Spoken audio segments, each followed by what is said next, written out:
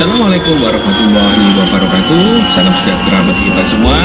Salam semangat.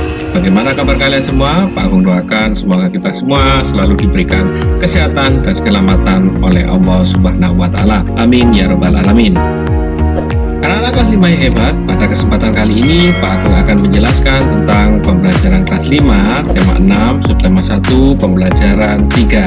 Sebelum kita mulai pembelajaran ini, marilah kita berdoa terlebih dahulu menurut keyakinan kita masing-masing. Berdoa dimulai. Selesai. Pemetaan kompetensi dasar tema 6, subtema 1, pembelajaran ketiga terdiri dari Bahasa Indonesia, IPS, dan PPKN. Tujuan pembelajaran kita kali ini adalah sebagai berikut.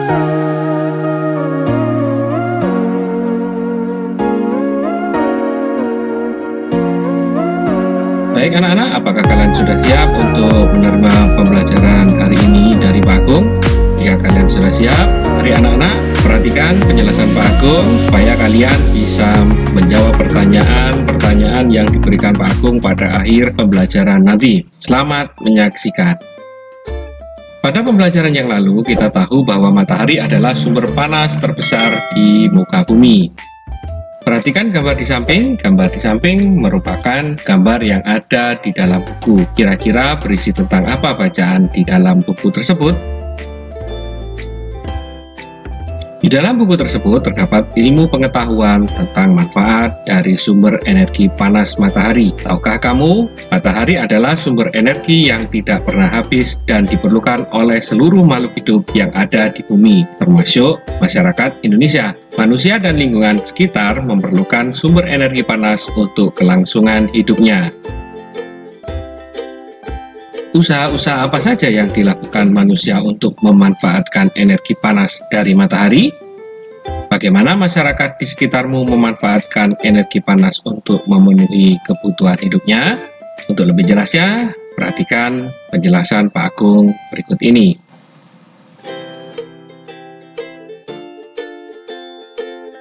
Bacalah teks di samping ini dengan seksama.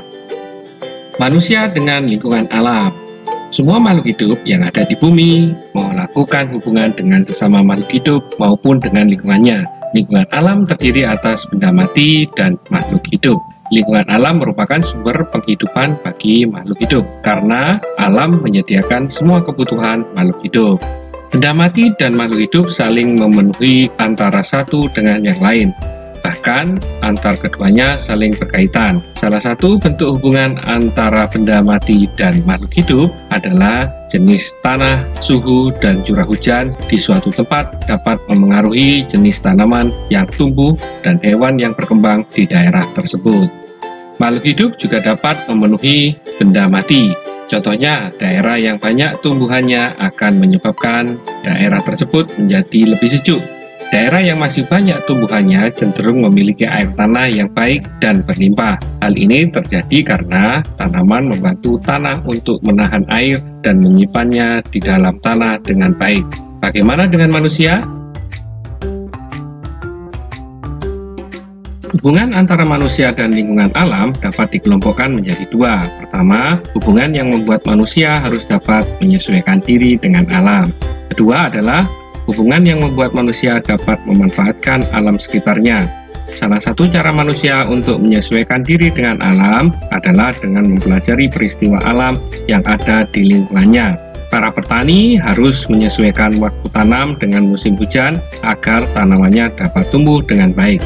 Para nelayan memilih waktu untuk berlayar menyesuaikan dengan keadaan cuaca agar terhindar dari bencana dan memperoleh tangkapan ikan yang banyak.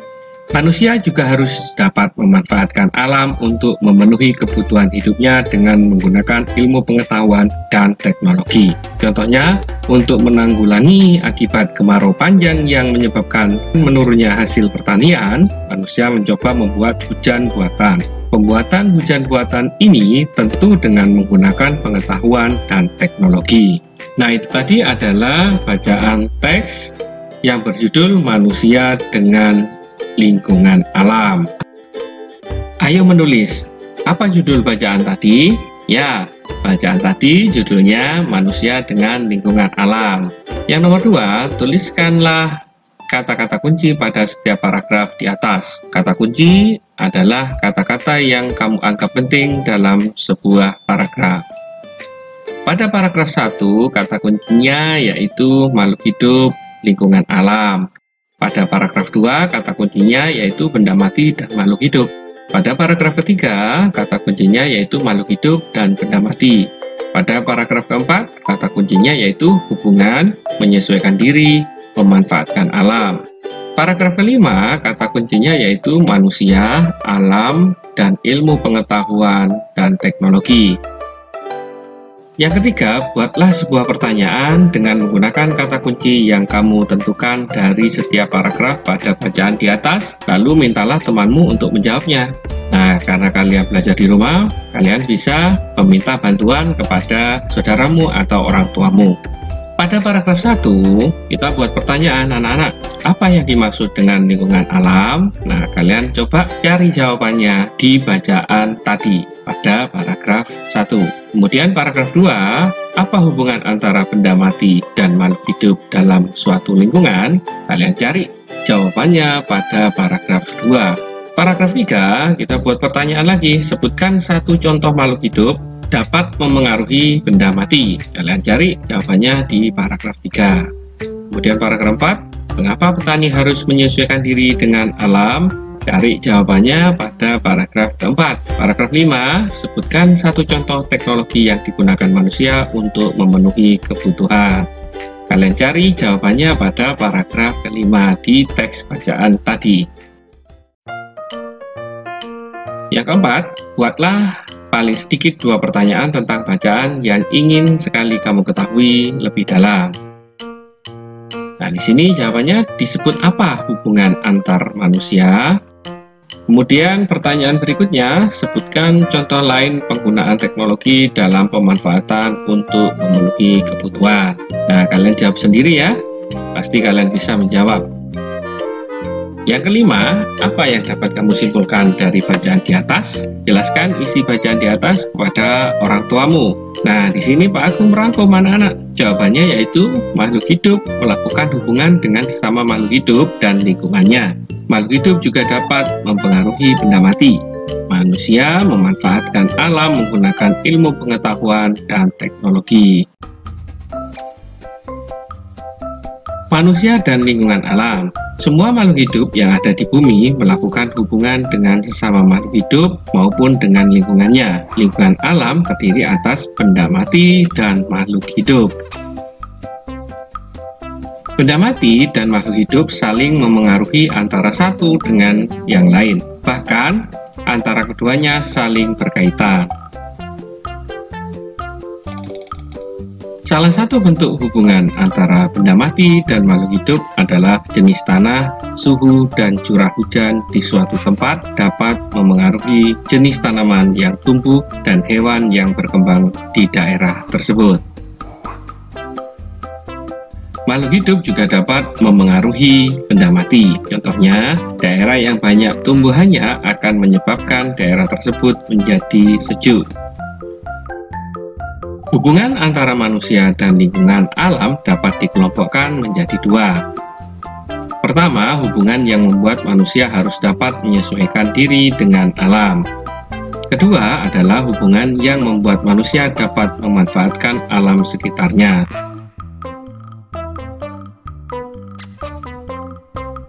Salah satu cara manusia untuk menyesuaikan diri dengan alam. Para petani harus menyesuaikan waktu tanam dengan musim hujan agar tanamannya dapat tumbuh dengan baik. Berikutnya, para nelayan memilih waktu untuk berlayar menyesuaikan dengan keadaan cuaca agar terhindar dari bencana dan memperoleh tangkapan ikan yang banyak.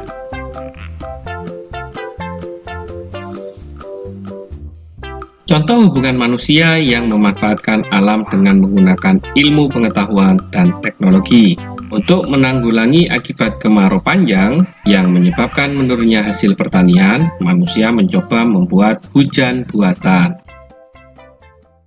Nah, di sini ada pertanyaan, apa yang dimaksud dengan lingkungan alam? Lingkungan alam terdiri atas benda mati dan makhluk hidup yang saling berinteraksi. Apa interaksi yang terjadi dalam lingkungan alam? Interaksi antara benda mati dengan makhluk hidup, interaksi antara makhluk hidup dengan makhluk hidup lainnya.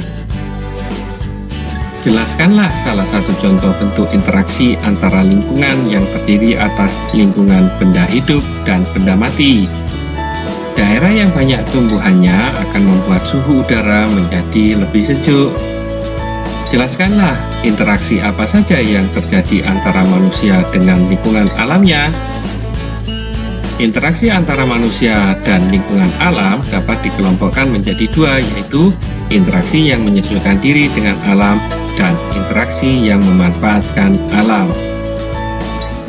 Berikan contoh bentuk interaksi antara manusia dengan lingkungan alam yang kamu ketahui.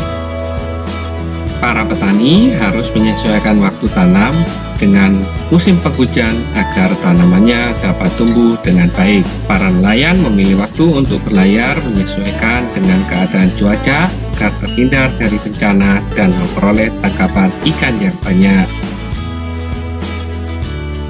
Dari bacaan itu, saya mungkin mengerti bahwa manusia sangat tergantung pada lingkungan alamnya. Betul, manusia mempunyai kemampuan untuk mempelajari keadaan lingkungannya dan melakukan penyesuaian untuk bertahan hidup. Yuk kita coba untuk mengamati lingkungan sekitar kita. Bagaimanakah kondisi geografis lingkungan di daerah tempat tinggalmu? Apakah termasuk daerah pantai, pegunungan, atau daratan? Di tempat tinggalku berada di daerah dataran rendah dekat dengan pantai. Di sebelah selatan, barat, dan timur dikelilingi oleh pegunungan. Dan gunung yang terkenal yang dekat dari tempat tinggalku adalah Gunung Bromo. Apa pekerjaan utama orang-orang di sekitarmu? Pekerjaan orang-orang di sekitarku yaitu nelayan, petani, buruh pabrik, pegawai, dan masih banyak lagi. Setiap manusia yang hidup di dalam masyarakat mempunyai hak yang dilindungi oleh undang-undang. Salah satu hak warga negara Indonesia adalah mendapatkan pendidikan yang layak. Konvensi Hak-Hak Anak. Anak-anak merupakan generasi penerus cita-cita perjuangan sebuah bangsa. Oleh karenanya, kebutuhan untuk tumbuh dan berkembang dalam kehidupan anak harus diutamakan. Sayangnya, tidak semua anak mempunyai kesempatan yang sama dalam mewujudkan harapannya. Banyak di antara mereka yang mengalami kesulitan untuk tumbuh dan berkembang secara sehat dan mendapatkan pendidikan yang terbaik. Banyak anak berasal dari keluarga yang kurang mampu yang tidak mendapatkan layanan pendidikan dan kesehatan. Tidak hanya itu, akibat perang dan pertikaian yang terjadi di beberapa negara menyebabkan banyak anak yang menjadi korban. Hak-hak mereka terabaikan sehingga menjadi korban kekerasan. Oleh karenanya, Perserikatan Bangsa-Bangsa atau yang disebut PBB mengesahkan Konvensi Hak-Hak Anak, Convention of the Right of the Child, pada tanggal 20 November 1989. Konvensi ini bertujuan untuk memberikan perlindungan terhadap anak-anak dan menegakkan hak-hak anak di seluruh dunia.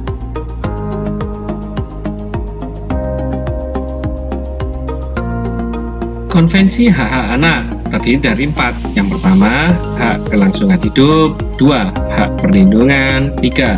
Hak tumbuh kembang. 4. Hak berpartisipasi. Itu tadi adalah Konvensi hak-hak anak terdiri dari 4. Konvensi hak-hak anak. 1. Hak kelangsungan hidup, yaitu hak untuk melestarikan dan mempertahankan hidup dan hak memperoleh standar kesehatan tertinggi dan perawatan yang sebaik-baiknya. 2. Hak perlindungan, yaitu perlindungan dari diskriminasi, eksploitasi, kekerasan, dan keterlantaran. Yang ketiga, hak tumbuh kembang, yaitu hak memperoleh pendidikan dan hak mencapai standar hidup yang layak bagi perkembangan fisik, mental, spiritual, moral, dan sosial. Yang keempat, hak berpartisipasi, yaitu hak untuk menyatakan pendapat dalam segala hal yang memengaruhi anak. Tahukah kamu tentang hakmu sebagai siswa? Menurut Peraturan Pemerintah Nomor 28 Tahun 1990, ada 8 hak siswa yang harus kita ketahui. Hak-hak seorang siswa terdiri dari 1. Mendapat perlakuan sesuai dengan bakat, minat, dan kemampuannya. 2. Memperoleh pendidikan agama sesuai dengan agama yang dianutnya. 3. Mengikuti program pendidikan yang bersangkutan atas dasar pendidikan berkelanjutan, baik untuk mengembangkan kemampuan diri maupun untuk memperoleh pengakuan tingkat pendidikan tertentu yang telah dibakukan. Yang keempat, mendapat bantuan fasilitas belajar, beasiswa, atau bantuan lain sesuai dengan persyaratan yang berlaku. Kelima, pindah ke sekolah yang sejajar atau yang tingkatnya lebih tinggi sesuai dengan persyaratan penerimaan siswa pada sekolah yang hendak dimasuki. Yang keenam, memperoleh nilai hasil belajarnya. 7. Menyelesaikan program pendidikan lebih awal dari waktu yang ditentukan. 8. Mendapat pelayanan khusus bila mana menyandang cacat. Tadi ada 8 hak seorang siswa yang berdasarkan undang-undang yang berlaku di Indonesia.